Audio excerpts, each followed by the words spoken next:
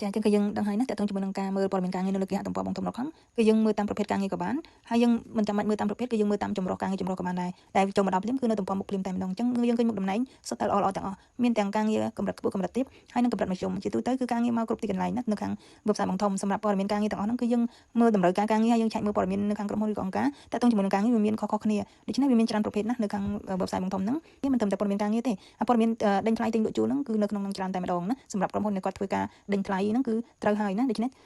នេះគឺជាព័ត៌មានល្អបំផុតសម្រាប់ពួកយើងក្នុងការចូលមើលជារៀងរាល់ថ្ងៃតែម្ដងណាគឺមានខុសៗគ្នាសម្រាប់ពួកគាត់ដែលគាត់ត្រូវការដាក់បៀតអញ្ជើញដេញថ្លៃអីហ្នឹងគឺត្រូវហើយណាជាងក្រុមហ៊ុនការងារនៅខាង assistant com translator ចានៅខាង healing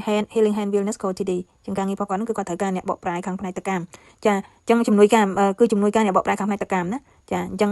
យើងគឺជាជំនួយការចឹងសម្រាប់ភាសារបស់យើងគឺគេតម្រូវការភាសាខ្មែរនិងភាសាអង់គ្លេសណាចឹងសម្រាប់អ្នកដែលចេះភាសាអង់គ្លេសហ្នឹងគឺត្រូវឲ្យយើងធ្វើការជាមួយនឹងខាង clinic ដែលគាត់ត្រូវការឲ្យយើងបកប្រែភាសាតាក់ទងជាមួយនឹងជំនាញដែលនៅក្នុងហ្នឹងផងដែរចឹងគឺយើងឃើញមុខតំណែងគេដាក់ clinic assistant com translator ចឹងលើខាងផ្នែកតកម្មការងារទាំងអស់ហ្នឹងគឺយើងឃើញតម្រូវការដែលគេដាក់នៅក្នុងនេះណាសម្រាប់ពួកយើងដែលមានចំណេះជំនាញយើងឃើញភាសាដែលគេដាក់មកហ្នឹងគឺយើងមើលទៅហើយមិនពិបាកទេណាសម្រាប់ការងារទាំងនេះហ្នឹងគឺសំខាន់ឲ្យតែយើងចេះពាក្យច្បាស់សម្រាប់ពួកយើងដែលជាអ្នកចេះបកប្រែភាសាហ្នឹងគឺយើងឃើញថាការងារគឺយើងស្រួលជាងផ្នែកផ្សេងច្រើនណាគ្រាន់តែថាយើងត្រូវចេះបត់បែនទៅតាមពាក្យដែលត្រូវបកប្រែសម្រាប់ជនជាតិគេស្ដាប់ហើយនឹងសម្រាប់ជនជាតិយើងស្ដាប់ដូច្នេះការបកប្រែហ្នឹងមិនមែនយើងចេះតែបកទេគឺយើងបកដើម្បីឲ្យអ្នកស្ដាប់ហ្នឹងគាត់យល់ណាអញ្ចឹងសម្រាប់ការងារខាងផ្នែកភាសាហ្នឹងគឺបែបហ្នឹងហើយឥឡូវគឺថ្ងៃនេះគឺយើងប៉ុណ្ណឹងសិនចុះសូមជូនបងប្អូនយើងសំណាងល្អជោគជ័យក្នុងការងារ